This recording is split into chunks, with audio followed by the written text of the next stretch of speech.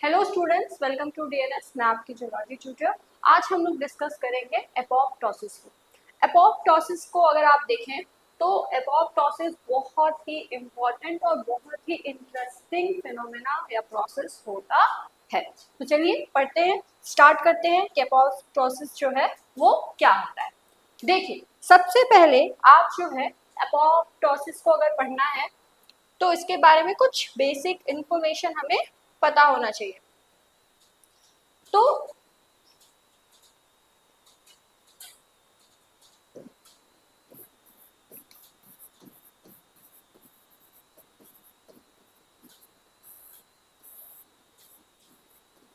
Apoptosis है क्या?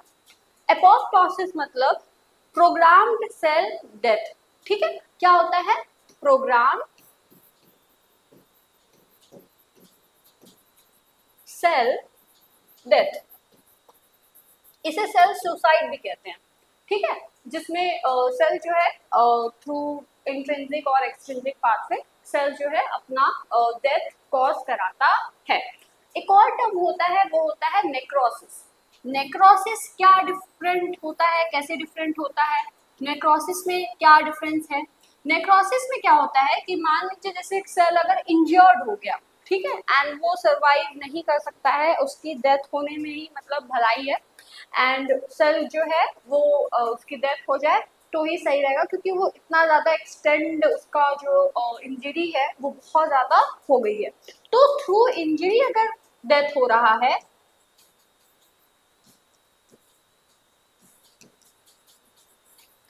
तो उसे क्या कहते हैं? उसे कहते हैं नेक्रोसिस। ठीक है, तो जैसे एक्सीडेंटल डेथ, ये क्या होता है? Accidental death. एंड एपोप्टोसिस क्या होता है? सेल का सुसाइडल डेथ होता है। एपोप्टोसिस में क्या होता है? एपोप्टोसिस जेनेटिकली कंट्रोल्ड प्रोसेस होता है एंड एपोप्टोसिस में कैस्पेजेस जो हैं वो इन्वॉल्व होते हैं। कैस्पेजेस क्या होते हैं? कैस्पेजेस जो हैं cysteine dependent aspartic specific enzymes होते हैं, जो कि ये जो एपोप्टोसिस का प्रोसेस है उसको कराने में हेल्पफुल होते हैं। अगर हम लोग एपोप्टोसिस की बात करें तो एपोप्टोसिस जो है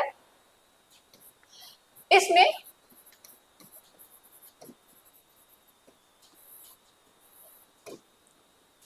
कैस्पेसिस जो है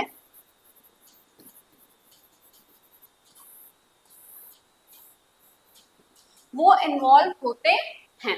ठीक है, कैस्पेजेस क्या होते हैं? पहले प्रो कैस्पेजेस के फॉर्म में प्रेजेंट रहते हैं, जैसे जिस तरह से सिग्नलिंग आते हैं फिर वो एक्टिव फॉर्म में कन्वर्ट होते हैं एंड देन जो है प्रोसेस वो कराते हैं।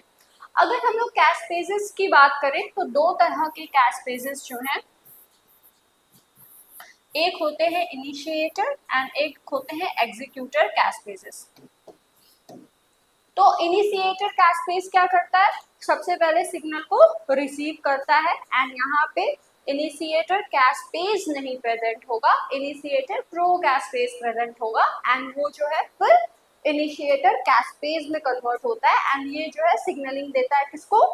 एग्जीक्यूटर प्रो कैस्पेज को। एंड देन ये जो है इनएक्टिव से फिर एक्टिव फॉर्म में कन्वर्ट होता है एंड जो सेल का डिस्ट्रक्शन है वो कराता है। जैसे कि सेल के अंदर बहुत सारी चीजें प्रेजेंट होती हैं, जैसे कि सेल का जो साइटोस्केलेटन है उसे डिस्ट्रॉय कर देता है, सेल का जो डीएनए है, जेनेटिक मटेरियल, उसे डिस्ट्रॉय करता है। सेल में हम लोग पढ़े हैं कि सेल के एडिशन मॉलिक्यूल्स प्रेजेंट होते हैं, जैसे कि कैम्स हो गए, इन्हें डिस्ट्रॉय कर देता है एंड फाइनली सेल की जो डेथ है वो हो जाती है। ठीक है, तो ये जो है ये थोड़ा सा इंट्रोडक्शन हो गया। अच्छा, उसके बाद एपोप्टोसिस कैसे होता है? एपोप्टोसिस जो है ये इंट्रोडक्शन है, ठीक है, ये थोड़ा थोड़ा हम आपको बता दे रहे हैं ताकि जब हम पढ़ाएं तो आपको चीजें अच्छे से समझ में आए। एपोप्टोसिस कैसे होता है? एपोप्टोसिस दो तरीके से होता है, इसका दो पाथवे है। एक होता है इंट्रिंसिक,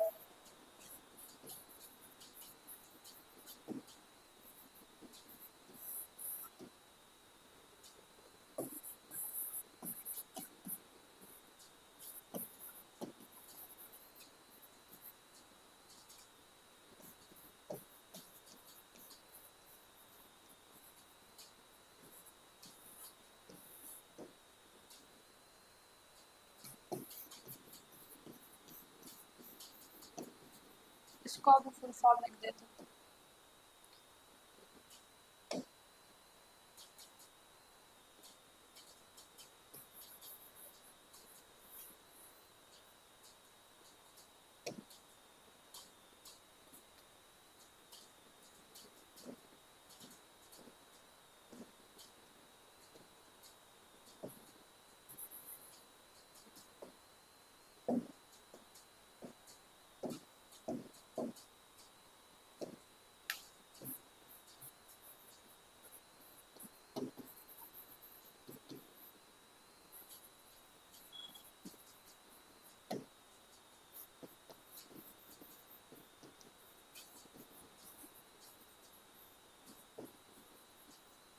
ठीक है, तो इनिशिएटर एंड एग्जीक्यूटर कैस्पेसिस। उसके बाद ये जो है इंट्रिंसिक एंड एक्सट्रिंसिक एपोप्टोसिस होता है। तो इंट्रिंसिक और एक्सट्रिंसिक में क्या होता है, एक्सट्रिंसिक एपोप्टोसिस में क्या होता है, कोई सिग्नल आता है, ठीक है, एंड सिग्नलिंग जब वो आता है तो सिग्नल के थ्रू एपोप्टोटिक बॉडीज जो है वो फैट कॉम्प्लेक्स बनाते हैं, जो है वो through the help of signalling फिर जो है डिस कॉम्प्लेक्स बनता है, एंड देन जो है प्रो इनिशिएटर कैस्पेज पहले इनिशिएटर कैस्पेज में जो है बदलता है, फिर इनिशिएटर कैस्पेज जो है प्रो एग्जीक्यूटर कैस्पेज को जो है एग्जीक्यूटर कैस्पेज में बदलता है, एंड देन जो है डिस्ट्रक्शन का काम करता है। डिस्ट्रक्शन में वहां पे जब एग्जीक्यूटर कैस्पेज एक्टिव हो जाते हैं तो सेल एडिशन मॉलिक्यूल्स हो गए और साइटोस्केलेटन हो गया, ये सब डिस्ट्रॉय करता है। उसके बाद एक और चीज होता है दैट इज कैड।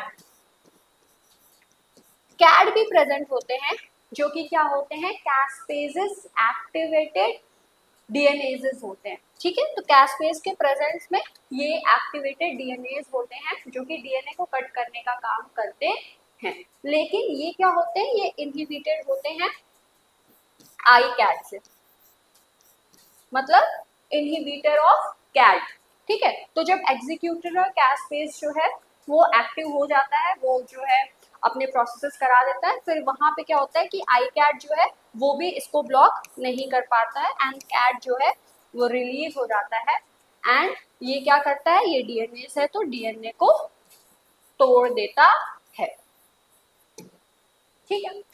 इंट्रिंसिक जो एपोप्टोसिस है वो कहाँ पे होता है, इंट्रिंसिक एपोप्टोसिस जो है वो माइटोकॉन्ड्रिया में होता है, ठीक है। अभी के लिए आप इतना ही जानते रहिए, जब आएगा तो हम बताएं, ठीक है। तो आई होप आपको ये थोड़ा सा इंट्रोडक्शन जो है वो समझ में आ गया होगा कि जो एपोप्टोसिस है ये क्या है, तो इसे आप नोट कर लीजिए।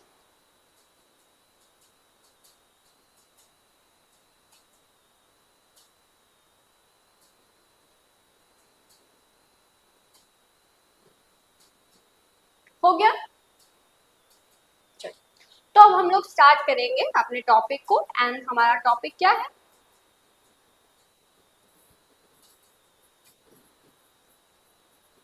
एपोप्टोसिस। तो एपोप्टोसिस में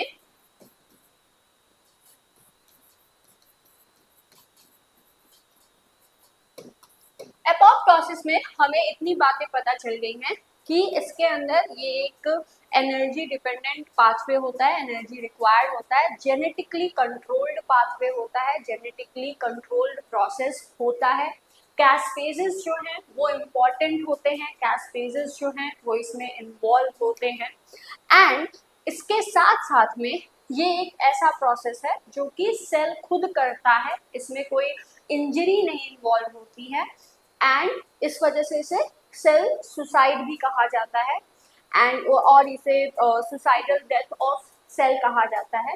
वहीं अगर आप नेक्रोसिस को देखें तो नेक्रोसिस क्या होता है, नेक्रोसिस में क्या होता है कि नेक्रोसिस जो है वो तब होता है जब सेल जो है इंजर्ड हो जाए, तो एक्सीडेंटल डेथ जो है वो नेक्रोसिस में होता है। तो पहले हम लोग डिफरेंस को पढ़ लेंगे नेक्रोसिस एंड एपोप्टोसिस के बीच में, एंड देन जो है हम लोग स्टार्ट करेंगे हमारा टॉपिक। तो अगर हम लोग नेक्रोसिस की बात करें तो ये क्या होता है, नेक्रोसिस हमेशा पैथोलॉजिकल होता है, ठीक है, पैथोजन कोई अटैक किया है, इंजरी हुई है एंड देन नेक्रोसिस होगा। एपोप्टोसिस क्या होता है? एपोप्टोसिस जो है ये फिजियोलॉजिकल भी हो सकता है एंड पैथोलॉजिकल भी हो सकता है। अगर हम लोग बात करें तो नेक्रोसिस में क्या होता है? इन्फ्लेमेशन होता है, ठीक है, नेक्रोसिस हुआ, सेल की डेथ हुई एंड वो इन्फ्लेमेटरी एक्शंस करेगा एंड इन्फ्लेमेशन कराएगा, अगल बगल के जो सेल्स हैं उनको भी डिस्टर्ब करेगा। इस वजह से जो नेक्रोसिस है उसमें क्या होता है, ये अफेक्ट करता है अगल बगल के सेल्स को, एडजेसेंट सेल को। एंड अगर हम लोग बात करें कि एपोप्टोसिस में क्या होता है, कि एपोप्टोसिस जब होता है तो एपोप्टोटिक सेल्स जो है वो इन्फ्लेमेशन नहीं कराते हैं। इन्फ्लेमेशन नहीं होता है तो इसके जो अगल बगल के सेल्स हैं उन पे कोई इफेक्ट नहीं होता है, वो सिर्फ और सिर्फ सेल्फ हार्म करता है, वो सिर्फ और सिर्फ सेल्फ डिस्ट्रॉय करता है, अपने आप को ही जो है डिस्ट्रॉय करेगा, अगल बगल के सेल्स पर कोई भी इफेक्ट नहीं डालता है। तो ये जो है सिर्फ और सिर्फ सिंगल सेल को इफेक्ट करेगा जो कि एपोप्टोटिक सेल होगा।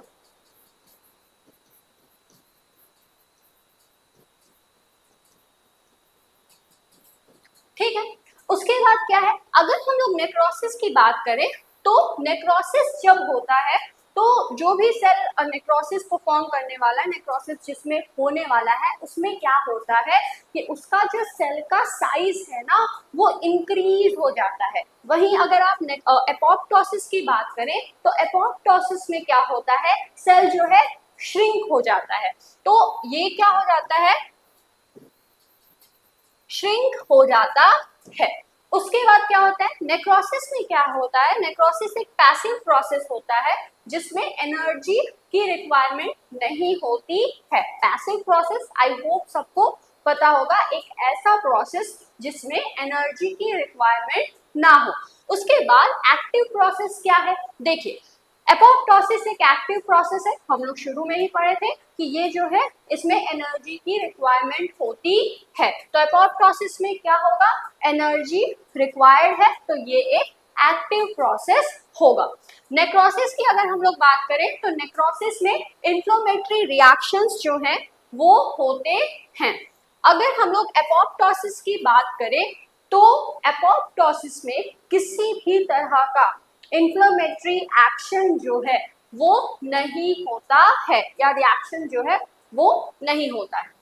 अगर हम लोग नेक्रोसिस की बात करें तो इसमें जो प्लाज्मा मेम्ब्रेन है सेल का वो डिस्टर्ब होता है। एंड अगर हम लोग एपोप्टोसिस की बात करें तो प्लाज्मा मेम्ब्रेन जो है वो क्या होता है, डिस्टर्ब हो रहा है, किसके केस में, नेक्रोसिस के केस में। एंड एपोप्टोसिस में क्या होता है, ये इंटैक्ट होता है। तो इसे आप नोट कर लीजिए।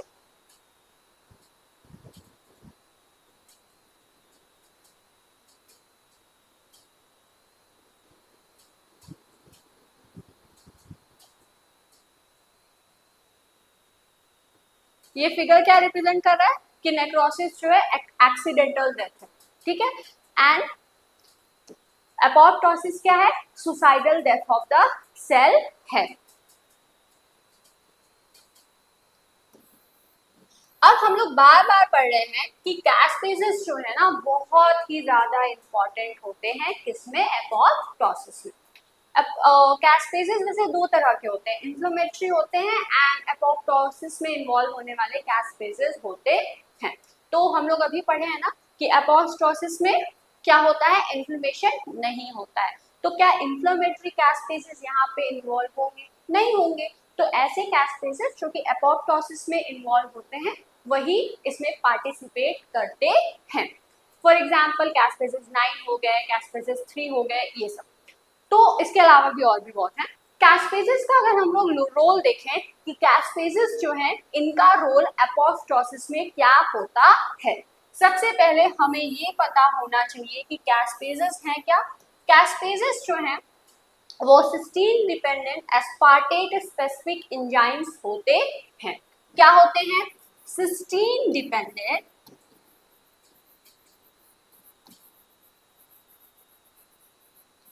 aspartate specific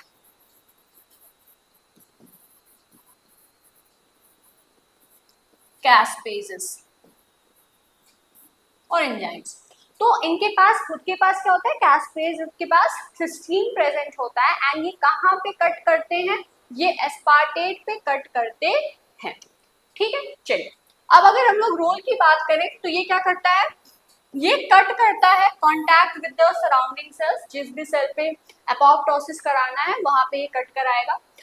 रीऑर्गेनाइज करता है किस चीज को, साइटोस्केलेटन को। जब एपोप्टोसिस होता है तो एपोप्टोसिस में सेल की डेथ होनी है, तो सेल के अंदर बहुत सारी चीजें प्रेजेंट होती है ना, तो उनको धीरे धीरे अगर सबको तोड़ेगा तभी तो सेल टूटेगा ना, तो साइटोस्केलेटन को जो है ये डिस्ट्रॉय करता है। ये क्या करता है, शट डाउन करता है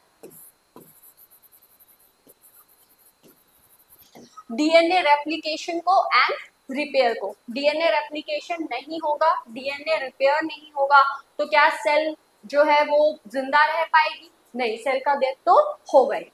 इसके बाद ये क्या करता है, इंटरप्ट करता है स्प्लाइसिंग की प्रोसेस को। एंड स्प्लाइसिंग क्या है, आई होप आपको पता होगा। स्प्लाइसिंग एक ऐसा प्रोसेस है जो कि यूकैरियोट्स में होता है, जिसमें इंट्रॉन्स जो हैं वो रिमूव होते हैं। इंट्रॉन्स क्यों रिमूव होते हैं, क्योंकि इंट्रॉन्स जो हैं वो नॉन कोडिंग सीक्वेंसेस होते हैं। उसके बाद ये क्या करता है, डिस्ट्रॉय करता है डीएनए को। ठीक है, डीएनए को डिस्ट्रॉय करेगा।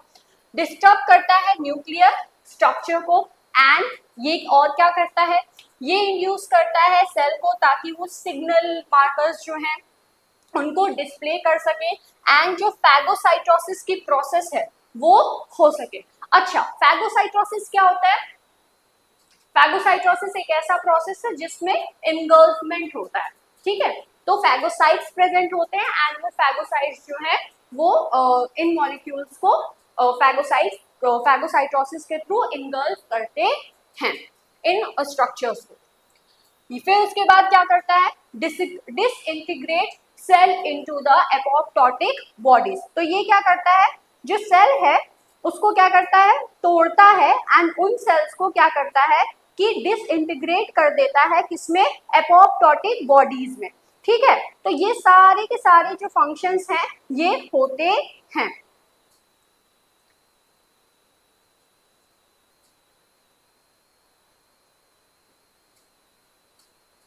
तो अगर आप देखें कैस्पेजेस के फंक्शन को, तो कैस्पेजेस जो है बहुत सारे फंक्शंस को परफॉर्म करता है एंड ये ओवरऑल क्या कर रहा है, साइटोस्केलेटन को डिस्ट्रॉय कर रहा है, डीएनए की रेप्लिकेशन नहीं होने दे रहा है, स्प्लाइसिंग का मैकेनिज्म नहीं होने दे रहा है, फैगोसाइटोटिक सेल द्वारा जो है इसे फैगोसाइटोसिस के द्वारा इसे जो है इंगल्फ करने के लिए हेल्पफुल हो रहा है। उसके बाद जो है ये जो न्यूक्लियर मेम्ब्रेन है उसको डिस्ट्रॉय कर दे रहा है। ओवरऑल ये सारी प्रोसेसेस कर रहा है जिसके थ्रू सेल की जो डेथ है वो हो जाए। अब एक टर्म आप सोच रहे होंगे कि जब हम लोग पढ़ रहे थे सबसे पहले एपोप्टोसिस के बारे में, तो एपोप्टोसिस के अंदर हम लोग क्या पढ़े थे कि एपोप्टोसिस के अंदर हम लोग ये पढ़े थे कि एपोप्टोसिस जो है वो प्रोग्राम्ड सेल डेथ होता है। तो एपोप्टोसिस प्रोग्राम सेल डेथ होता है, एक ऐसा सेल डेथ जिसमें हर चीज जो है बहुत ही सीक्वेंस से चलता है, बहुत प्रोग्राम मैनर में चलता है। तो ये कैसे होता है, चलिए पढ़ते हैं। सबसे पहले क्या होता है, मान लीजिए ये सेल है, ठीक है, अब इसमें क्या होना है, एपोप्टोसिस होगा। तो एपोप्टोसिस में क्या क्या चीजें होती हैं, एपोप्टोसिस में बहुत सारी चीजें होती हैं। ये क्या क्या होते हैं, जैसे कि सेल जो है श्रिंक होना शुरू होता है। ठीक है, अब ये सेल जो है अगर श्रिंक हो रहा है उसके बाद क्या होता है कि सेल श्रिंक होगा, उसके बाद जो साइटोस्केलेटन है वो जो है डिस्ट्रॉय होगा सेल का। उसके बाद क्या होगा, उसके बाद जो है न्यूक्लियर मेम्ब्रेन, जो कि बहुत ही इंपॉर्टेंट पार्ट होता है न्यूक्लियस का, वो जो है डिसइंटीग्रेट या डिस्ट्रॉय होगा। तो आप डिसइंटीग्रेट या डिस्ट्रॉय लिख सकते हैं।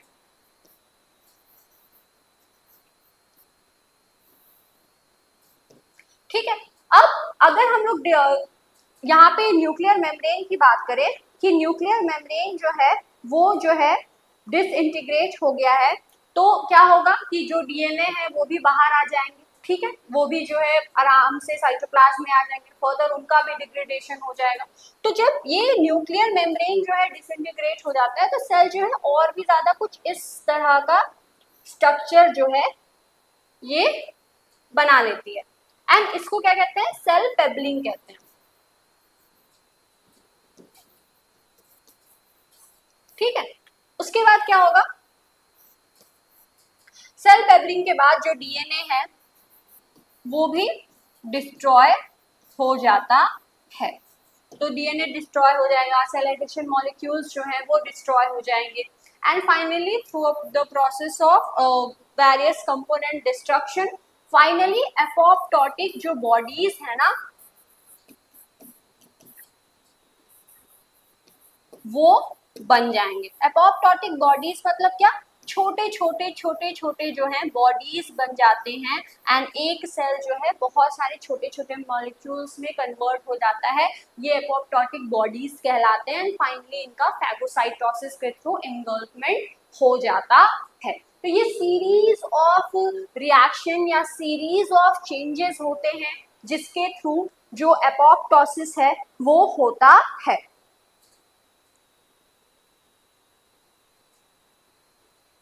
ठीक है, तो इसे आप नोट कर लीजिए।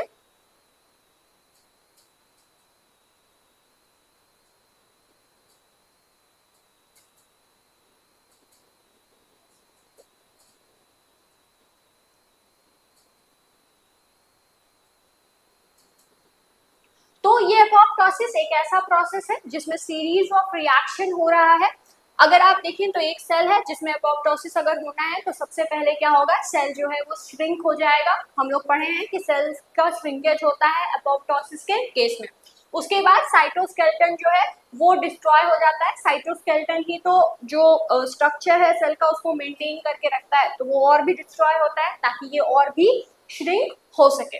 उसके बाद न्यूक्लियर मेम्ब्रेन, सेल के अंदर जो जेनेटिक मटेरियल प्रेजेंट है न्यूक्लियस के पास, वो डिस्ट्रॉय होना शुरू होता है। वो जब डिस्ट्रॉय हो जाता है तो फाइनली सेल पेबलिंग होता है, एंड कुछ इस तरह का स्ट्रक्चर जो है वो बन जाता है। उसके बाद जो है जो सेल के अंदर डीएनए है वो डिस्ट्रॉय होता है, उसके सारे कंपोनेंट्स जो है वो डिस्ट्रॉय होते हैं, जिसके थ्रू एक जो सेल है उसके बहुत सारे छोटे छोटे जो बॉडीज हैं वो बन जाते हैं, एंड ये बॉडीज जो है ये एपोप्टोटिक बॉडीज कहलाते हैं।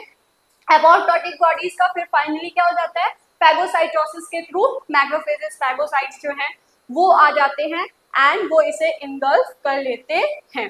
अब अगर हम लोग बात करें कि आखिर कैसे सिग्नल पता चलता होगा कि एपोप्टोसिस हो गया है एंड एपोप्टोटिक सिग्नलिंग जो है वो मिलेगा, तो आप पढ़े होंगे कि प्लाज्मा मेम्ब्रेन हो गया। प्लाज्मा मेम्ब्रेन का दो लेयर होता है, एक होता है आउटर मेम्ब्रेन, एक होता है इनर मेम्ब्रेन। ठीक है, सेल मेम्ब्रेन को ही प्लाज्मा मेम्ब्रेन भी कहते हैं ना। तो ये प्लाज्मा मेम्ब्रेन क्या होता है, इसका आउटर लेयर क्या कहलाता है, आउटर लीफलेट। इनर मेम्ब्रेन क्या कहलाता है, इनर लीफलेट। ठीक है, तो आउटर मेम्ब्रेन और इनर मेम्ब्रेन इसमें प्रेजेंट होता है। अब इनर मेम्ब्रेन में एक बहुत ही इंपॉर्टेंट कंपोनेंट प्रेजेंट होता है, that is called as phosphatidyl serine. ये यूजुअली क्या होता है, नेगेटिव चार्ज होता है, नेगेटिवली चार्ज होता है, एंड ये इनर मेम्ब्रेन में प्रेजेंट होता है अंदर की तरफ। लेकिन एपोप्टोटिक सिग्नलिंग में क्या होता है, ये क्या हो जाता है, बाहर की तरफ प्रेजेंट हो जाता है। और अगर किसी सेल में ये जो फॉस्फोटाइडिल सेरीन जो है ये अगर बाहर प्रेजेंट है, इसका मतलब ये क्या दे रहा है, ये सिग्नल दे रहा है कि इसका जो है ये सेल जो है एपोप्टोटिक सेल है, एंड इसका क्या होगा, अब एपोप्टोसिस होगा। ठीक है, तो ये नेगेटिवली चार्ज है एंड ये बाहर प्रेजेंट हो जाएगा, तो ये क्या दे रहा है, एपोप्टोटिक सिग्नल दे रहा है।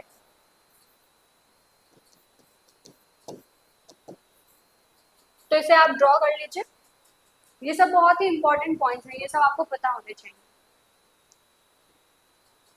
ठीक है, चलिए, तो एपोप्टोसिस क्या है, आई होप आपको समझ में आ गया होगा। उसमें कैस फेजेस का क्या रोल है, किस सीक्वेंस में ये प्रोसेस होता है, कैसे सिग्नलिंग मिलता है, ये सारी चीजें हम लोग पढ़ लिए। अब हम लोग अगर ये सारी चीजें पढ़ लिए तो आगे की जो स्लाइड्स हैं हम लोग पढ़ेंगे, ये आपके लिए कोई बड़ी चीज नहीं होगी। ठीक है, चलिए, तो चलिए स्टार्ट करते हैं हम लोग एपोप्टोसिस को। एपोप्टोसिस की अगर हम लोग बात करें तो एपोप्टोसिस जो है वो ग्रीक वर्ड से लिया गया है, एपो एंड टोसिस।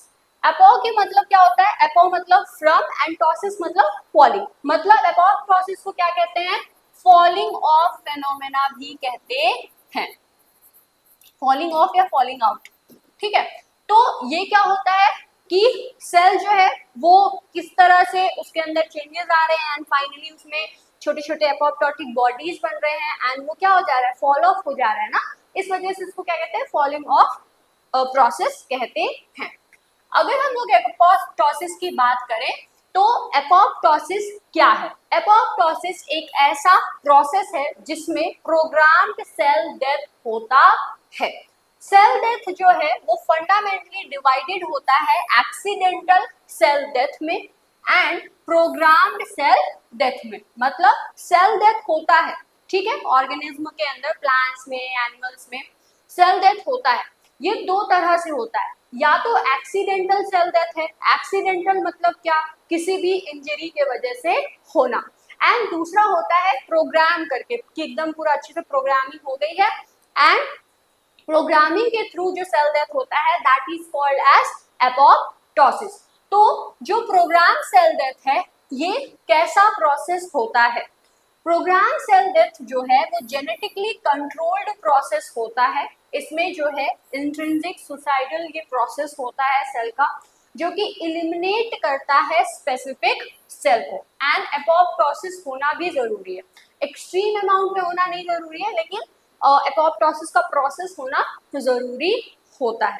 ठीक है, चलिए, ये जो है इसेंशियल प्रोसेस होता है किस चीज के लिए, ये इसेंशियल प्रोसेस होता है सेल के नंबर के, सेल का जो नंबर है उसको मेंटेन करने के लिए।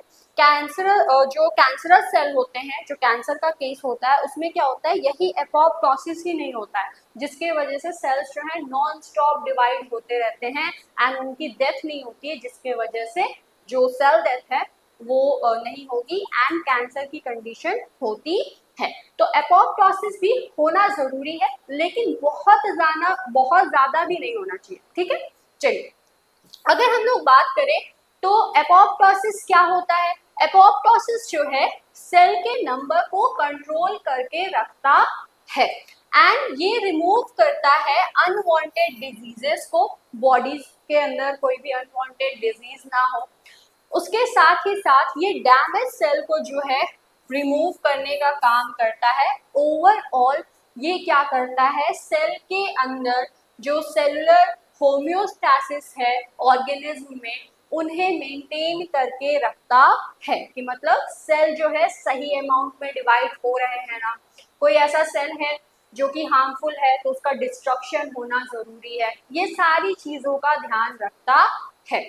अगर हम लोग एपोप्टोसिस की बात करें, प्रोग्राम सेल डेथ की बात करें, तो ये जो है इसे एपोप्टोसिस को साइनोनिमसली प्रोग्राम सेल डेथ भी कहा जाता है। ऑल्दो एपोप्टोसिस जो है is the most common form of the program cell death, यहाँ पे कुछ ऐसे non apoptotic program cell death भी देखने को मिलते हैं and along with that regulated necrosis की कंडीशन भी बहुत सारे ऑर्गेनिज्म में और बॉडी में देखने को मिलता है।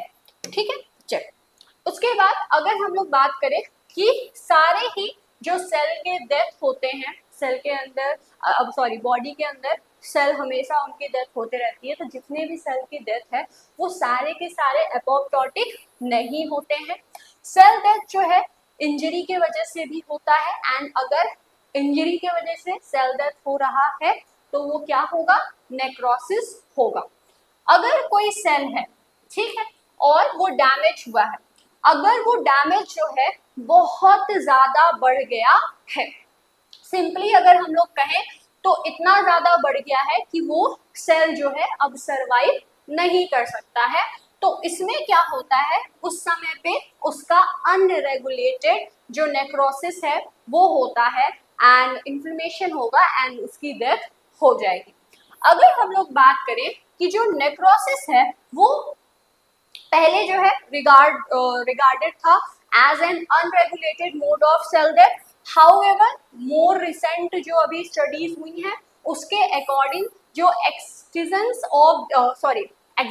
ऑफ दिस रेगुलेटेड नेक्रोसिस, इसके बारे में भी पता लगाया गया है कि जो नेक्रोसिस होता है ये दो तरह से होता है, एक होता है अनरेगुलेटेड एंड एक होता है रेगुलेटेड। अगर हम लोग रेगुलेटेड नेक्रोसिस की बात करें तो इसी को क्या कहते हैं, नेक्रोप्टोसिस कहा जाता है। ये सारे बहुत इंपॉर्टेंट टर्म्स हैं, कभी कभी वेरी शॉर्ट में डायरेक्ट यहाँ से क्वेश्चन बन जाता है कि एक्सप्लेन करिए कि नेक्रोप्टोसिस क्या होता है, ठीक है।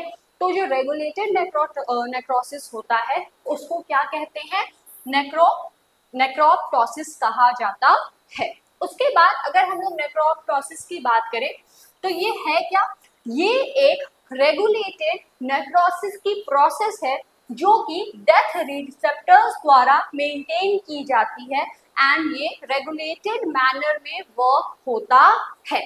अनरेगुलेटेड नेक्रोसिस या सिंपली जिसे हम लोग नेक्रोसिस कहते हैं, ये क्या होता है, ये एक accidental and uncontrolled cell death होता है।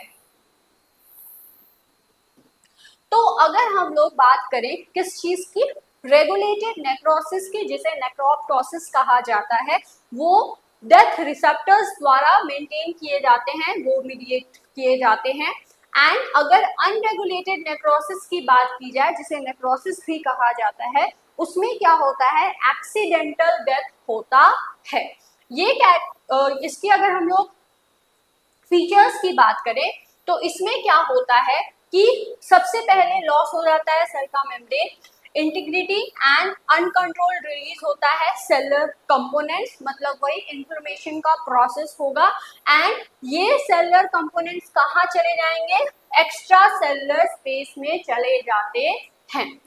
फिर ये जो रिलीज है ये क्या करती है, जब ये extra cellular component extra cellular space में सारे जो सेल के साइटोप्लाज्मिक कंटेंट रिलीज हो जाते हैं, तब क्या होता है, इसके वजह से इनिशिएशन होता है इन्फ्लेमेटरी रिस्पॉन्सेस का एंड ये क्या करते हैं, ये जो है अट्रैक्ट करते हैं ल्यूकोसाइट को एंड अगल बगल के फैगोसाइट्स को, ताकि ये क्या कर सके, इलिमिनेट कर सके किस चीज को, डेड सेल को एंड प्रोड्यूस कर सके, इनके जो प्रोडक्ट्स हैं इनको क्या किया जा सके, इसको जो है इलिमिनेट किया जा सके एंड फैगोसाइटोसिस की जो प्रोसेस है उसके थ्रू जो फैगोसाइट्स हैं इन्हें इनगल्फ कर लें। तो ये प्रोसेस जो है नेक्रोसिस के अंदर होता है।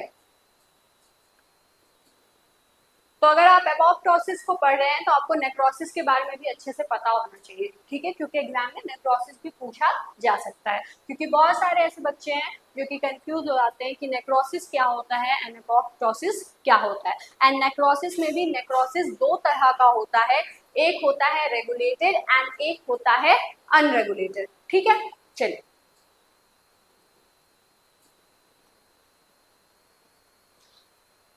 इन कंट्रास्ट अभी तक हम लोग नेक्रोसिस की बात कर रहे थे, अगर हम लोग बात करें नेक्रोप्टोसिस की तो ये क्या करता है, मॉर्फोलॉजिकल फीचर्स को शो करता है नेक्रोसिस की तरह ही, लेकिन जैसा कि हम लोग एपोप्टोसिस में पढ़े हैं ये बहुत ही ज्यादा रेगुलेटेड मैनर में वर्क करता है।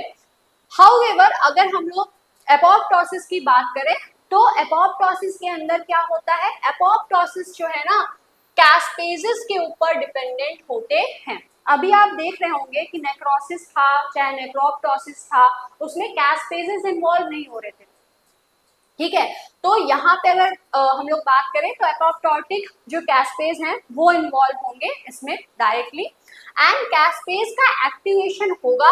एंड नेक्रोप्टोसिस क्या होता है, ये रेगुलेटेड होते हैं किस तरीके से, नेगेटिवली रेगुलेट होते हैं किसके द्वारा, कैस्पेजेस द्वारा। एंड यहाँ पे जो है नीड होता है इंटरवेंशन का of this receptor interacting protein that is RIP, जो कि ये कहा जाता है कि जो नेक्रोप्टोसिस का की मीडिएटर है वो ये रिप होता है। यहाँ पे अगर हम लोग देखें तो एपोप्टोटिक कैस्पेजेस जो हैं अगर वो फेल हो गए, उनका एक्टिवेशन नहीं हुआ, तो सेल जो है नेक्रोप्टोसिस कराएगा, एंड ये जो है एक अल्टरनेटिव डेथ पाथवे होता है। अगर मतलब जैसे सेल है, सेल में जो है कैस्पेज एक्टिवेट नहीं हुआ, कैस्पेज एक्टिवेट नहीं हुआ तो एपोप्टोसिस की प्रोसेस नहीं होगी, ठीक है। एंड एपोप्टोसिस की अगर प्रोसेस नहीं होगी तो सेल की डेथ होनी है, तो ये प्रोसेस कैसे होता है, फिर नेक्रोप्टोसिस के थ्रू सेल की डेथ होगी, ठीक है। अगर हम लोग ऑटोफैगी की बात करें तो ऑटोफैगी बहुत ही इंपॉर्टेंट प्रोसेस होता है। ऑटोफैगी में क्या होता है, ये एक ऐसा प्रोसेस होता है जिसमें जो इंट्रासेलुलर डिग्रेडेशन प्रोसेस है, साइटोप्लाज्मिक जो कंटेंट है, कंपोनेंट्स है उनका, एंड ये किसके थ्रू होता है, थ्रू द फॉर्मेशन ऑफ ऑटोफैगोसोम्स होता है। एंड यहाँ पे ये जो ऑटोफैगोसोम्स हैं ये क्या करते हैं, ये लाइसोसोम से जा करके फ्यूज होते हैं, एंड इसकी वजह से होता क्या है कि जो ऑटोलाइसोसोम है इसमें, इसके अंदर लाइसोसोम के जो भी एंजाइम्स हैं वो प्रेजेंट होंगे, एंड एंजाइमेटिक ब्रेकडाउन होता है साइटोप्लाज्मिक कंपोनेंट्स का, एंड फाइनली जो कंपोनेंट है, जो सेल का जो स्ट्रक्चर है वो डिस्ट्रॉय हो जाता है, ठीक है। तो ऑटोफैगी बहुत इंपॉर्टेंट फेनोमेना होता है, एंड इसके थ्रू किस तरह से जो कंपोनेंट्स हैं वो डिस्ट्रॉय होते हैं वो यहाँ पे एक्सप्लेन किया गया है।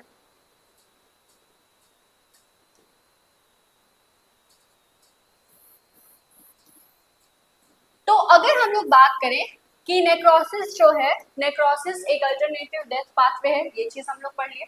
ऑटोफैगी क्या है, किस तरह से इसका सेल डिस्ट्रक्शन होता है, ये चीज भी हम लोग पढ़ लिए कि ऑटोफैगी एक ऐसा प्रोसेस है जिसमें सेल्स जो है उनके जो ऑटोफैगोसोम्स जो है वो बनते हैं, एंड वो जाकर के लाइसोसोम से जो है अटैच होते हैं। जब ये लाइसोसोम से अटैच हो जाते हैं तब इस स्ट्रक्चर को ऑटोलाइसोसोम कहा जाता है, एंड फाइनली हम जानते हैं कि लाइसोसोम में एसिडिक एंजाइम्स प्रेजेंट होते हैं, एंड ये एंजाइम्स जो है डिफरेंट डिफरेंट काइंड्स के होते हैं, more than 40 types of enzymes जो है लाइसोसोम में प्रेजेंट होते हैं जो कि एसिडिक नेचर के होते हैं, एंड ये जो है डिफरेंट डिफरेंट काइंड के होंगे, जैसे कि लाइपेजेस होंगे।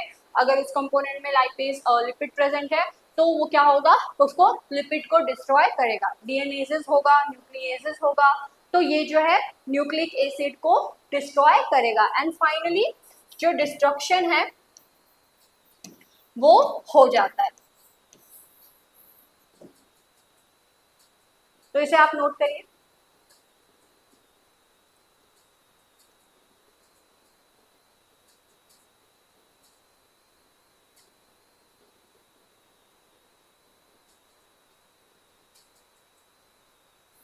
तो अगर हम लोग एपोप्टोसिस की बात करें तो एपोप्टोसिस क्या है, एक वेल डिफाइंड सीक्वेंस होता है मॉर्फोलॉजिकल चेंजेस का।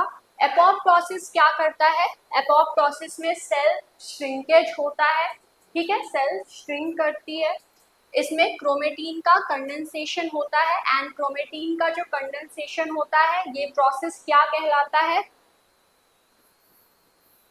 पाइक्नोसिस कहलाता है, ठीक है, ये टर्म याद रखे रहिएगा। उसके बाद न्यूक्लियर फ्रैगमेंटेशन होता है, एंड ये प्रोसेस जो है कार्योहेक्सिस कहलाता है, एंड प्लाज्मा मेम्ब्रेन जो है उसका पेबलिंग होता है, पेबलिंग मतलब ये,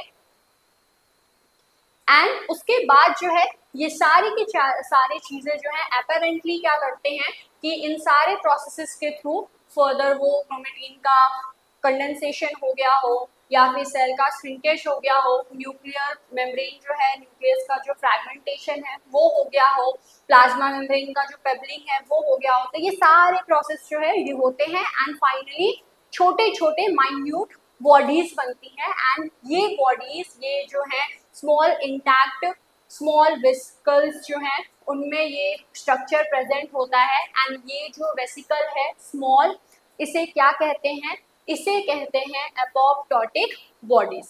ठीक है, तो एपोप्टोटिक बॉडीज क्या होते हैं, एपोप्टोटिक बॉडीज जो हैं ऐसे बॉडीज होते हैं जो कि फॉर्म होते हैं after the sequential process of the apoptosis and ये एपोप्टोटिक बॉडीज जो हैं ये सिग्नल देते हैं एंड एपोप्टोटिक सिग्नलिंग के थ्रू इनका फाइनली डिस्ट्रक्शन हो जाता है। अगर हम लोग बात करें तो ये जो है इफिशिएंटली जो है नेबरिंग सेल्स जो है फैगोसाइटोटिक एक्टिविटी के थ्रू, जो फैगोसाइट्स होते हैं ये इन्हें रिकॉग्नाइज करते हैं एंड इनकी जो अपटेक है ये होता है एंड फाइनली इनका डिस्ट्रक्शन हो जाता है। तो अगर हम लोग बात करें कि वहाँ पे किस जो है एंजाइम के थ्रू, सॉरी किस कंपोनेंट के थ्रू इनका जो डिस्ट्रक्शन है वो होता है, तो फैगोसाइटोसिस के थ्रू, फैगोसाइटिक जो फैगोसाइटोटिक एक्टिविटी है उसके थ्रू इनका अपटेक होता है एंड लाइसोसोम के थ्रू इनका जो डिस्ट्रक्शन है वो हो जाता है। इम्पॉर्टेंटली अगर हम लोग बात करें इंट्रासेलुलर इनके जो कंस्टिट्यूएंट्स हैं उनका, तो ये जो है मोस्ट इम्पॉर्टेंट चीज ये है कि ये कभी भी एपोप्टोसिस के केस में रिलीज आउट नहीं होता है, इसका कंपोनेंट सेल के कंस्टिट्यूएंट कभी भी एपोप्टोसिस के केस में कभी भी एक्स्ट्रा सेलुलर मैट्रिक्स में, एक्स्ट्रा सेलुलर फ्लूइड में कभी भी रिलीज नहीं होता है, मतलब इन्फ्लेमेशन नहीं होता है एंड ये प्रोबेबली इनका जो इफेक्ट है कभी भी नेबरिंग सेल्स के ऊपर नहीं देखने को मिलता है। इंस्टेड ये क्या होते हैं कि जो भी फैगोसाइटोटिक सेल्स हैं वो इन्हें जो है वो सिग्नल के थ्रू ये इन्हें जो है रिकॉग्नाइज करते हैं एंड इनगल्फ करते हैं एंड इन्हें डिस्ट्रॉय करते हैं। तो आई होप आपको ये चीज़ समझ में आई होगी कि किस तरह से जो एपोप्टोसिस है उसमें इन्फ्लेमेशन का प्रोसेस जो है वो नहीं होता है। तो आई होप अभी तक जितनी भी चीज़ें हम लोग पढ़े हैं वो आपको अच्छे से समझ में आ रही होंगी एंड अगर आप चाहते हैं कि आपका जो सिलेबस है उससे रिलेटेड सारे टॉपिक को आप पढ़ें और समझें तो आप हमारे नवोत्सव बैच से ज्वाइन हो सकते हैं। इसके अंदर विद इन 3 मंथ्स आपका जो सिलेबस है उसके सारे टॉपिक्स जो है पढ़ाए जाएंगे, समझाए जाएंगे। अलॉन्ग विद दैट ये सारे फीचर्स जो हैं आपको मिलेंगे, तो आप इसको एक बार देख लीजिए।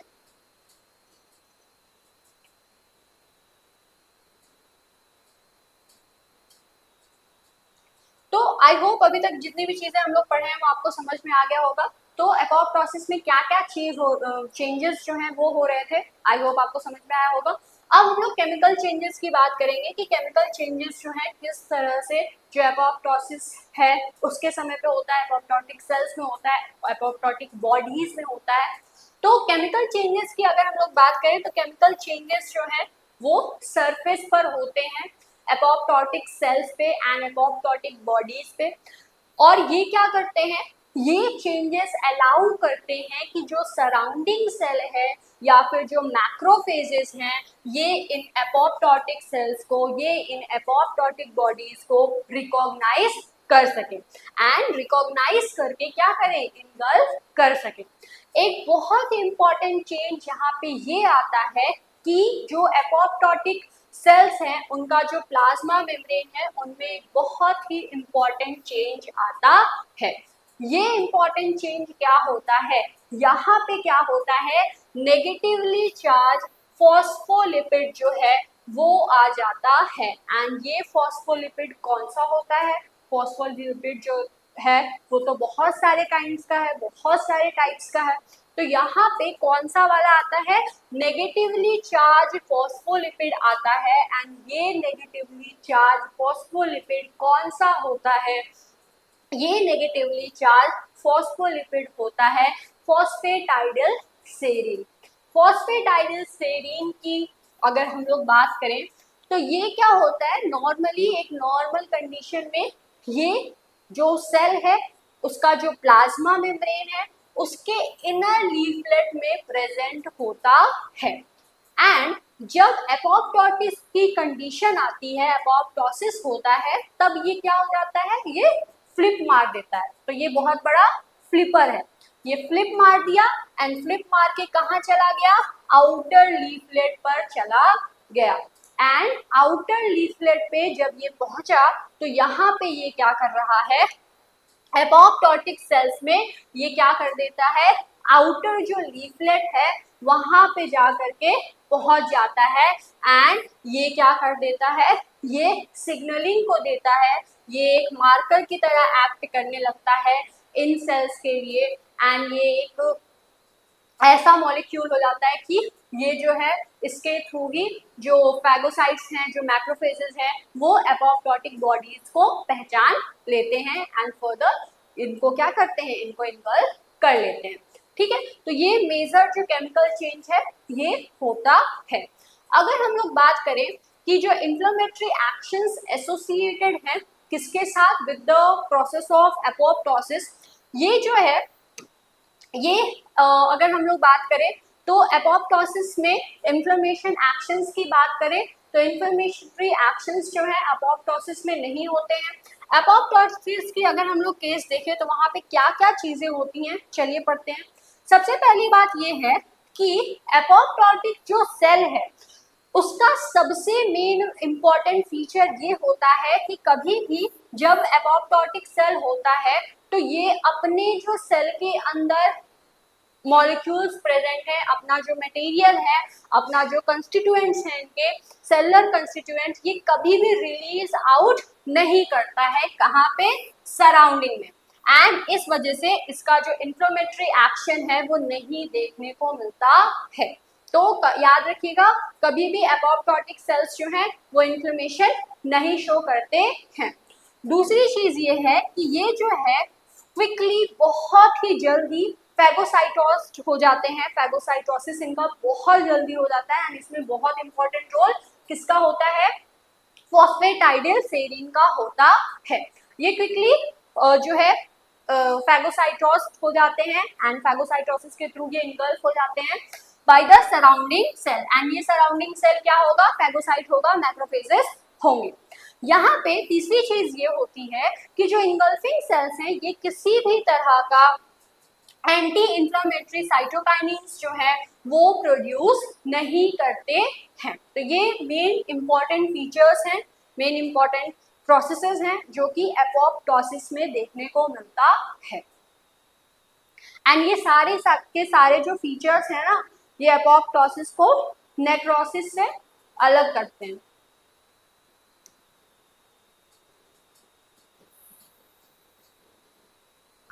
तो अभी तक जितनी चीजें पढ़े हैं उसके हिसाब से आई होप आपको समझ में आ गया होगा कि जो एपोप्टोसिस है एंड जो नेक्रोसिस है उसमें क्या डिफरेंस होता है। तो चलिए यहाँ पे हम लोग एक क्वेश्चन सॉल्व कर ले रहे हैं, दैट इज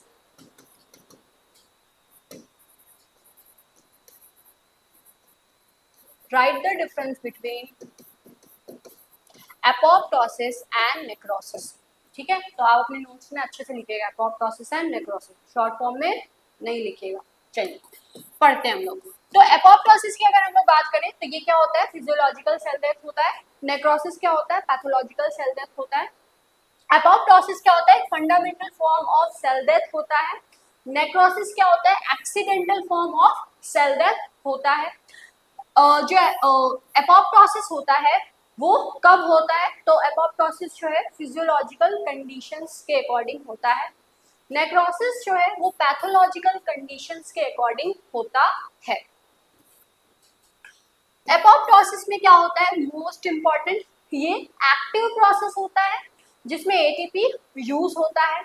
नेक्रोसिस जो है इसमें ये एक पैसिव प्रोसेस है जहां पे किसी भी तरह का कोई एनर्जी वो खर्च नहीं होता है। अगर हम लोग एपोप्टोसिस की बात करें तो एपोप्टोसिस में सेल जो है ना वो श्रिंक होता है एंड ये क्या होता है, नेबर्स जो उसके होते हैं उनसे दूर रहता है। ठीक है, इन्फ्लेमेशन वगैरह नहीं कराता। एंड नेक्रोसिस में क्या होता है, श्रिंकेज नहीं होता है, स्वेलिंग होता है। अगर हम लोग बात करें एपोप्टोसिस की तो एपोप्टोसिस में इन्फ्लेमेटरी रिएक्शंस जो हैं वो नो इन्फ्लेमेटरी रिएक्शंस होते हैं एंड न्यूक्लियस जो है वो रप्चर होता है। अगर हम लोग नेक्रोसिस की बात करें तो यहाँ पे सेल स्वेलिंग होता है एंड ये सेल स्वेलिंग एक डिफरेंट मैनर में होता है। यहाँ पे इंटायर जो सेल है ना ये एक बैलून की तरह एक्ट करने लगता है एंड उसके बाद जो है जैसे हम जो बैलून है उसमें हवा भरते रहिए एंड जरूरत से ज्यादा अगर आप भरेंगे तो क्या होगा, वो टूट जाता है ना, बर्स्ट हो जाता है, रप्चर हो जाता है। वैसे ही इसमें क्या होता है कि नेक्रोसिस में भी सेल स्वेलिंग होती है, पूरा का पूरा सेल जो है वो बलून की तरह खुल जाता है एंड आफ्टर अ टाइम वो रप्चर हो जाता है एंड जब रप्चर होता है ना तो अपने पूरे सेल के जो कंटेंट्स हैं सेलुलर कंस्टिट्यूएंट्स उनको एक्स्ट्रा सेलुलर मैट्रिक्स में डाल देता है, जिसकी वजह से क्या हो जाता है, इंफ्लेमेटरी एक्शंस इसमें होते हैं। तो इसे आप नोट करिए।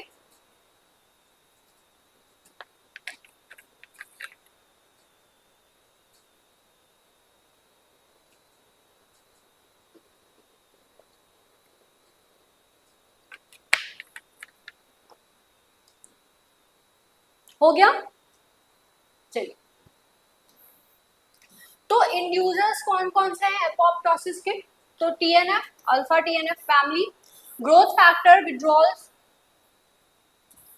ग्रोथ फैक्टर्स जो हैं वो होते हैं, कैल्शियम होता है, ऑन्कोजीन्स होते हैं, न्यूट्रिएंट डेप्रिवेशन होता है, टॉक्सिन्स हैं, यूवी रेडिएशन है, गामा रेडिएशन है, ये सब क्या है, इंड्यूसर्स हैं। किस चीज के इंड्यूसर्स हैं, एपोप्टोसिस के इंड्यूसर्स हैं। उसके बाद कैस्पेजेस क्या होते हैं, इनको आप अच्छे से पढ़ लीजिए क्योंकि कैस्पेजेस के बारे में पूछा जा सकता है, ठीक है। तो कैस्पेजेस हैं क्या, कैस्पेजेस का अगर आप देखें तो caspases stand for cysteine aspartate specific proteases. Proteases क्या होते हैं बताइए, प्रोटीएजेस पढ़े होंगे आप लोग, सोचिए। प्रोटीएजेस क्या होते हैं, ऐसे एंजाइम्स होते हैं जो कि प्रोटीन को डिस्ट्रॉय करते हैं, ठीक है। अब ये कैसे प्रोटीएजेस हैं, सिस्टीन एस्पार्टेट स्पेसिफिक प्रोटीएजेस होते हैं, ठीक है। तो इनके खुद के पास सिस्टीन होता है इनके एक्टिव साइट पर एंड जहां पे ये कट करते हैं वो क्या होता है, एस्पार्टेट अमीनो एसिड पर जो है ये एक्ट करते हैं एंड इसी वजह से इनका जो नाम है वो कैस्पेजेस होता है। अगर हम लोग कैस्पेजेस की बात करें तो कैस्पेजेस की क्या होती है, बहुत ही ज्यादा हाई स्पेसिसिटी होती है सब्सटेंसेस के लिए, जैसे कि ऐसे सब्सटेंसेस जिसके पास एस्पार्टेट प्रेजेंट है एंड ये यूज करते हैं सिस्टीन को for catalysing the peptide bond cleavage, ठीक है। तो पेप्टाइड बॉन्ड क्लीवेज के लिए ये इनके फीचर्स होने चाहिए। ये जो है सिंथेसाइज होते हैं सेल में एज प्रिकर्सर नेम्ड एज प्रोकैस्पेजेस। मतलब क्या है इसका, इसका मतलब ये है कि कैस्पेजेस जो है ना वो डायरेक्ट अगर आप देखें तो सेल में कैस्पेज नहीं प्रेजेंट होता है, पहले प्रोकैस्पेज प्रेजेंट होता है, ठीक है। तो सिग्नलिंग जब आती है तब ये प्रोकैस्पेज जो है, प्रोकैस्पेज इनएक्टिव फॉर्म में प्रेजेंट होता है, ठीक है। तो प्रोकैस्पेज से फिर कैस्पेज जो है वो बनता है। जैसे कि अगर आप देखें तो सिग्नल आया एपोप्टोटिक सिग्नल, तो एपोप्टोटिक सिग्नल आया तो क्या होगा कि पहले इनिशिएटर प्रोकैस्पेज प्रेजेंट होगा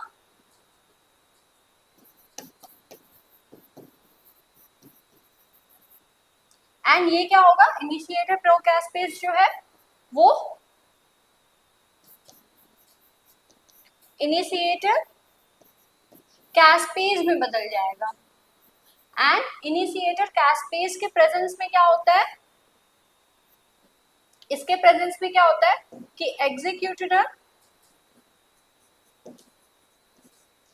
जो प्रोकैस्पेज है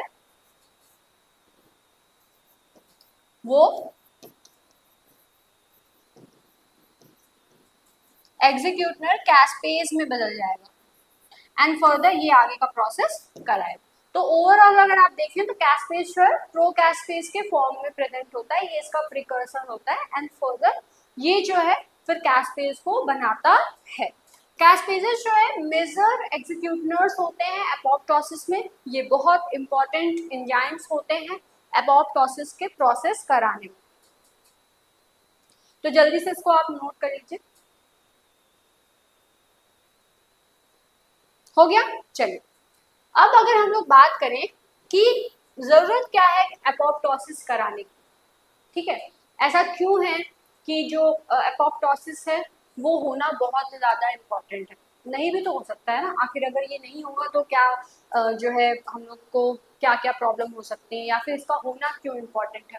तो एपोप्टोसिस जो है एक बहुत ही इम्पॉर्टेंट प्रोसेस है, एंड ये एक प्रॉपर मैनर में हो ये इम्पॉर्टेंट है, ठीक है। तो एपोप्टोसिस आखिर इम्पॉर्टेंट क्यों है? एपोप्टोसिस जो है प्रॉपर डेवलपमेंट के लिए जरूरी होता है, ठीक है। एग्जाम्पल की अगर हम लोग बात करें कि अगर एपोप्टोसिस नहीं होता तो जो रिजॉर्प्शन है टैडपोल टेल का ये कभी नहीं होता, ठीक है। तो ये जो रिजॉर्प्शन हो पाता है टैडपोल टेल का ये एपोप्टोसिस के वजह से ही हो पाता है। अगर हम लोग बात करें जो फिंगर्स हैं एंड जो टोज हैं जो कि फीटस में फॉर्म होते हैं वो कैसे फॉर्म हो पाते हैं, ठीक है। तो जितने भी एनिमल्स हैं, ह्यूमंस हैं, इनका जो फीचर्स है इनमें जो फिंगर्स एंड जो टोज हैं वो बन पाते हैं, वो कैसे बन पाते हैं फीचर्स में? Through the process that is called as apoptosis. उसके बाद for the formation of the proper connections between the neuron in the brain the apoptosis process is very important. तो इसके अलावा भी ऐसे नहीं है कि सिर्फ 3 ही एग्जाम्पल्स हैं, इसके अलावा भी बहुत सारे एग्जाम्पल्स हैं जो कि बहुत ज़्यादा इंपॉर्टेंट होते हैं। एपोप्टोसिस उसके लिए बहुत इंपॉर्टेंट है, एपोप्टोसिस के वजह से ही ये जो स्ट्रक्चर्स हैं ये फॉर्म हो पाते हैं। अगर हम लोग एपोप्टोसिस की बात करें तो एपोप्टोसिस इसलिए भी बहुत जरूरी है क्योंकि ये क्या करता है, ये डिस्ट्रॉय करता है सेल्स को। फॉर एग्जाम्पल सेल्स जो कि क्या है, वायरस से इन्फेक्टेड है, अब उस सेल को बॉडी के अंदर रख के कोई फायदा है? वो क्या करेगा, वायरल इन्फेक्शन ही कॉज कराएगा ना, वायरल डिजीज को ही कॉज कराएगा। इससे अच्छा तो ये है कि सेल को डिस्ट्रॉय कर दिया जाए, सेल की डेथ करा दी जाए। तो ऐसे सेल्स जो कि क्या है, वायरस से इन्फेक्टेड है, तो वहां पे एपोप्टोसिस कराया जाता है, एपोप्टोसिस होता है एंड सेल डिस्ट्रॉय होता है। उसके बाद cell with the DNA damage, ऐसे सेल्स जिसमें डीएनए डैमेज हो चुका है। अगर डीएनए डैमेज हो चुका है तो ये तो बहुत जो है प्रॉब्लमेटिक जो है सिचुएशन है। क्यों? क्योंकि डीएनए अगर डैमेज हो गया है तो रेप्लिकेशन नहीं होगा, ट्रांसक्रिप्शन नहीं हो पाएगा सही से, ट्रांसलेशन नहीं हो पाएगा, जीन एक्सप्रेशन में दिक्कत आ सकती है। फर्दर डीएनए किस तरह से डैमेज हुआ है, स्ट्रक्चरल डैमेज है या न्यूमेरिकल डैमेज है, उस हिसाब से डिजीज या सिंड्रोम देखने को मिल सकते हैं। तो ऐसे सेल को रखने का क्या फायदा जिसमें डीएनए जो है वो डैमेज है। तो उन सेल्स को डिस्ट्रॉय करना बहुत इंपॉर्टेंट होता है एंड इन सेल्स को डिस्ट्रॉय करने में भी एपोप्टोसिस जो है वो इम्पॉर्टेंट रोल प्ले करता है। उसके बाद most important cancerous cell, cancerous cell इन्हें डिस्ट्रॉय करने में भी एपोप्टोसिस का रोल होता है। तो इसे आप नोट कर लीजिए। डायरेक्ट क्वेश्चन यहाँ से बन सकता है कि what is the need of apoptosis, तो आप लिख सकते हैं। एंड फर्दर ये डिपेंड करता है कि क्वेश्चन किस तरह से पूछा है, अगर शॉर्ट पूछा है तो थोड़ा लिख के काम चल जाएगा, अगर लॉन्ग आंसर टाइप क्वेश्चन में आया है तो इसको अच्छे से एक्सप्लेन कर दीजिएगा, ठीक है। चलिए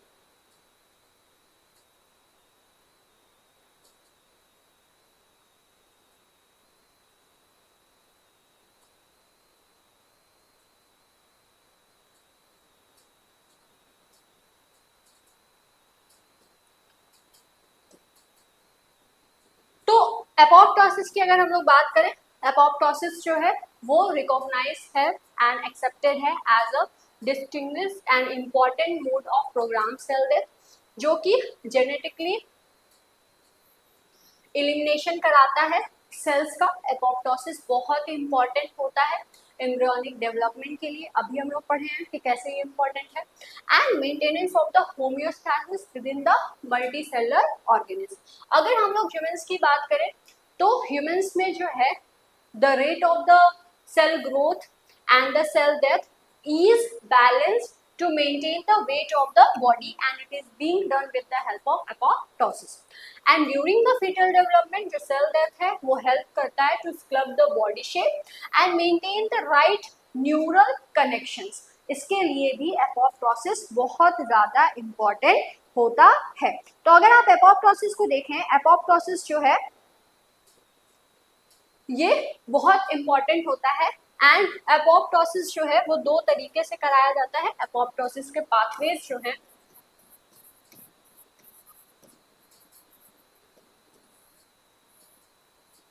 ये 2 तरह से होते हैं, एक होते हैं इंट्रिंसिक एंड एक होता है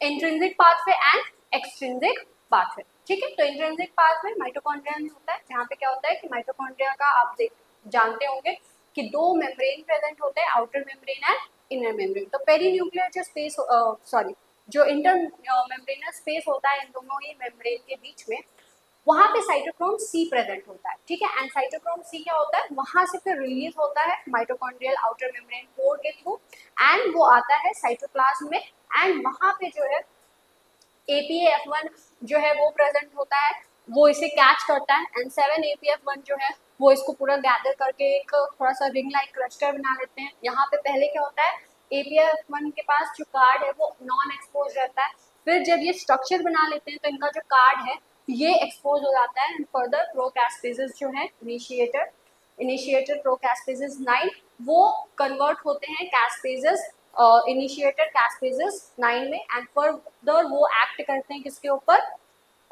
एग्जीक्यूटनर प्रोकैस्पेजेस 3 के ऊपर एंड फिर ये एग्जीक्यूटनर कैस्पेजेस 3 जो है बनते हैं एंड फर्दर जो सेल डिस्ट्रक्शन है, सेल के अंदर जो पूरा जो साइटोस्केलेटन है वो डिस्ट्रॉय होता है, DNA जो है वो डिस्ट्रॉय होता है एंड ओवरऑल जो एपोप्टोसिस की प्रोसेस है वो होती है।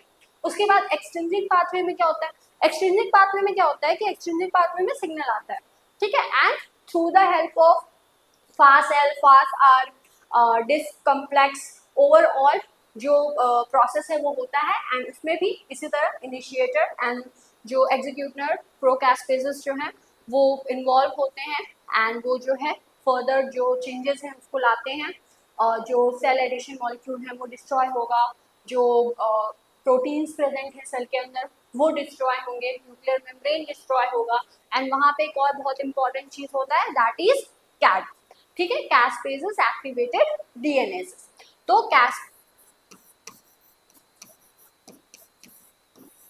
कैस्पेजेस एक्टिवेटेड डीएनएज जो है ये इंपॉर्टेंट होते हैं डीएनए को डिस्ट्रॉय करने के लिए, लेकिन ये इनहिबिटेड होते हैं आईकैड से, तो इसको ये रोकता है एंड फर्दर ये जो इनहिबिटर है ये रिलीज आउट होता है यहाँ से एंड कैड जो है फ्री होता है और डीएनए को डिस्ट्रॉय करता है। ओवरऑल ये प्रोसेस जो है ऐसे होती है। आई होप आपको ये समझ में आया होगा। फर्दर अगर हम लोग बात करें एपोप्टोसिस की, तो एपोप्टोसिस के अंदर इसके जो है कुछ ऐसे फैक्टर्स होते हैं जो कि एपोप्टोसिस को फेवर करते हैं एंड कुछ ऐसे हैं जो कि इसको रोकते हैं। ठीक है, तो ये सारी चीजें हैं एंड एपोप्टोसिस की अगर हम लोग बात करें तो एपोप्टोसिस जो है इम्पॉर्टेंट है, लेकिन इसका ये चीज भी इम्पॉर्टेंट होता है कि एपोप्टोसिस जरूरत से ज्यादा ना हो, वो भी क्या होता है सेल के लिए हार्मफुल हो सकता है। तो ओवरऑल एपोप्टोसिस सही तरीके से हो ताकि जो बॉडी का फंक्शन है वो सही से हो, उसका जो फीटस के समय पे उसका जो डेवलपमेंट है वो सही से हो, न्यूरल कनेक्शंस जो है वो सही से डेवलप हो, उसके बाद जो है वायरल्स जो सेल्स हैं उनका डिस्ट्रक्शन हो सके, कैंसरस सेल्स जो है वो ना प्रोड्यूस हो सके, इन सब फैक्टर्स के लिए, इन सब रीजंस के लिए एपोप्टोसिस जो है बहुत इंपॉर्टेंट है। आई होप आपको ये टॉपिक अच्छे से समझ में आया होगा। एट लास्ट एक बहुत ही इंपॉर्टेंट इन्फॉर्मेशन कि अगर आप हम लोग के जो लेक्चर्स हैं उनको देखते हैं, आपको अच्छे से समझ में आता है और आप चाहते हैं कि आप जो है अपना सिलेबस उससे रिलेटेड सारे टॉपिक्स जो हैं आप पढ़ें और समझें, तो आप हमारे नवोद्भव बैच से ज्वाइन हो सकते हैं। क्यों? क्योंकि देखिए ऐसा होता है कि सारे जो लेक्चर्स हैं, सारे जो टॉपिक्स हैं वो यूट्यूब पे नहीं है। ठीक है, जैसे अभी एपोप्टोसिस की बात कर लीजिए, तो एपोप्टोसिस में भी क्या, एपोप्टोसिस में जो है अगर आप इंट्रिंसिक और एक्सट्रिंसिक पाथवे है ये अभी रही जा रहा है, तो बहुत सारे ऐसे टॉपिक्स होते हैं जो कि आप में क्या होता है और भी अच्छे से डिटेल्ड मैनर में समझाए हुए होते हैं।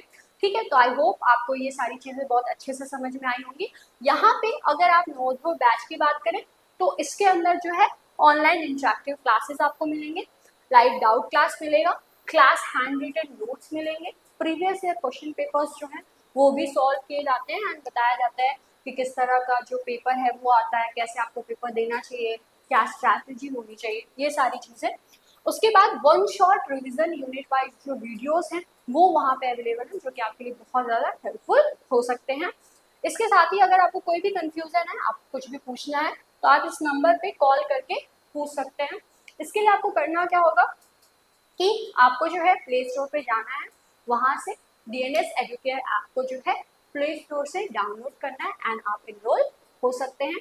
जब आप डाउनलोड कर लेंगे तो वहाँ पे आपको एक फ्री स्टडी मटेरियल का सेक्शन मिलेगा, जहाँ पे आपको जो है जब आप देखेंगे तो अलग अलग सब्जेक्ट के जो PDF हैं वो पड़े हुए हैं, वो वहाँ पे अवेलेबल हैं, तो उससे आप जो है पढ़ सकते हैं, उसको आप डाउनलोड कर सकते हैं।